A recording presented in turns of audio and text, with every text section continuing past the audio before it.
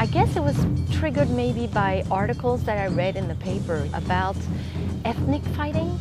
And I made detailed drawings of this dance. The idea that it's not by becoming all the same. People are fighting for their own identities around the world. So there's something about recognizing the identity, but having the identities collaborate and compromise. Not in the sense that you're betraying yourself, but in the sense that you have to make room for everybody. And to make room for everybody, you have to move over a little bit. It's just, there's no other way. And the idea was exactly what I got to do, which was to get everyone to dance together, but everyone in their own vernacular. There's a holy mission, I believe, in the arts that allows people to kind of transcend the senses, through the senses. You find out who you really are through Buddhism, and when you do that, you find out that you really have a natural goodness inside of you. You become peace. And that's how we believe in Shinyon. We can attain world peace through each individual finding that mind of peace that exists within them. The Homa is a purification ritual. And then in Shinyon, we created what we call a Saito Homa service to add one more element. To add the element of wishing to have world peace. For people to actually go to the ritual and to feel like they're part of the ritual through the sight, through the ears, just through their prayer. And we're in this room and we just started brainstorming. Everybody, what is this ceremony about? It's about world peace. Oh, I have something. How about that? And I just opened my drawer, my mental drawer, and just said, this is something I've been dreaming of. What do you think? Would that fit? And they totally loved it. So in a way, I knew exactly where I was going, but I totally didn't know what it was going to look like. Let me see what happens when you put 12 people of different cultural backgrounds together and try to make them move together. This is going to be a great opportunity to even find out if I've got something or if it's a total mess.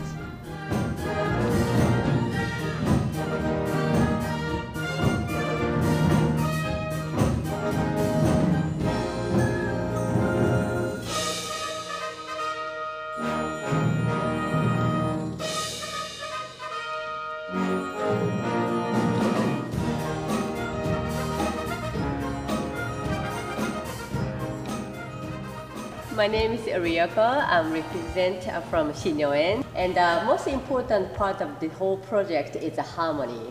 So harmonize with everybody and each other, and finding out who you are and who they are, and just sharing your experiences. My name is Kusalin. I'm a traditional Azteca Chichimeca dancer. I have no idea how we're gonna make this work. Indian dance has a lot of footwork. It also has mid-body movement and a lot of expressive storytelling aspects. So I'm really looking forward to collaborating with all of you and exploring all these different aspects. Rosa Garcia, and I've been doing folklorico for more than 15 years. And I'm looking forward to this experience. I have no idea what I'm going through, but okay. Hi, I'm Richard Chavez. I was born in Santa Ana, like Rosa. I work out of Long Beach and San Diego, all through Southern California, and I look forward to this experience. My name is Lucia Chukhri. I'm from Moldova, country of former Soviet Union. I'm very close to Middle Eastern culture. I study Middle Eastern dance, start with dances of Islamic world as Central Asia. It's Uzbekistan, Tajikistan, Afghanistan. This is the first time I've done my style with other styles and have seen new styles and things like that all in one. So it's almost seems, it's not traditional at all, but it is what's needed. I'm Marissa LeBog. I'm actually breaking in this dance, break dancing, but we call it breaking. And it was really an expression that was derived from the lack of something. So it was the lack of dance classes, the lack of space. So a lot of the movement came from just personal expression and wanting to express who you are and what you're about. And so I think that breaking really brings that element into this. My name is Filipos Haile. I'm representing Capoeira.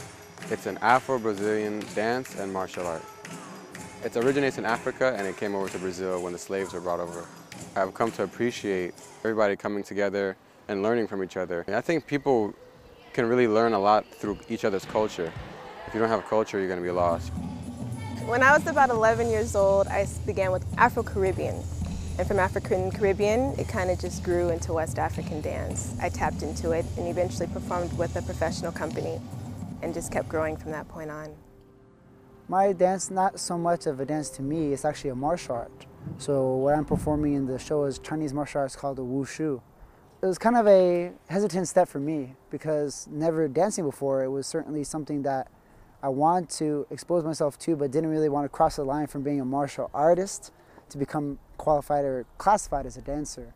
So it was a hesitant step, but when Marie said that you could actually perform your martial arts skill, then it became another chance to present myself in the community, so that was important. And then of course, because it was tied with Buddhism, I wanted to involve myself in that.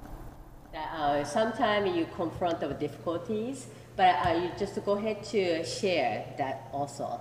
Yes, it should be difficult because you're all completely unique and you have been trained. There is something about things that are ingrained in you since you're 3 or 4, whatever. You have been doing this. It's in your body. It's just like a culture is part of you. It's part of who you are. And now all of a sudden, you have to change the pattern also. You have to go beyond what you know, what you've been trained to do forever. And that is kind of the peace process too. And we just have to embrace that difficulty and say, this is exactly what this is about, and we're going to go forward and make it incredible.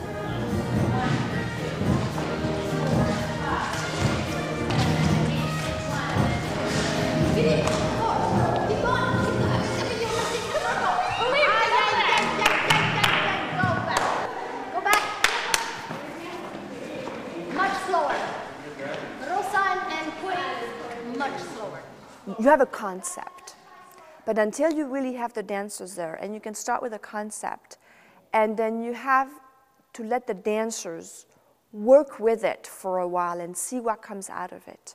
And sometimes it works and sometimes it doesn't. So it is a living, breathing thing because, you see something of like, you know what, I like that better than what I thought it would be, so maybe we should keep that. And as you see the whole group moving, it's one thing to see it in your mind. When you see the whole group moving, then you get additional ideas. And the talent that they brought, things that we didn't even know. They started to create things with each other that we didn't know was possible. Well, we started with actually sharing all of our different styles, which was really fascinating, and then kind of connecting what we do with other styles. I think each culture has slow movements. I'm going to put you in a circle with a partner, okay? And I want you to travel there 4 counts of 8 slow movements, okay? Like for you, I got the idea because I was watching that flamenco tape that you gave me and all this, like that. So that's what I want to see from you. Marie, Fabienne, and Janelle have done an excellent job of respecting our culture and our ways of dancing and our techniques, along with putting her ideas in it.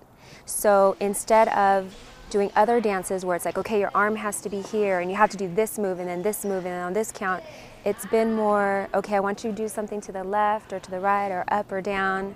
But then yet, if like, there's times where we do jumps. In my culture, we don't really do jumps. That's, traditional. So she allows us to modify it. So it's that flexibility that makes it so interesting. And you get up on one,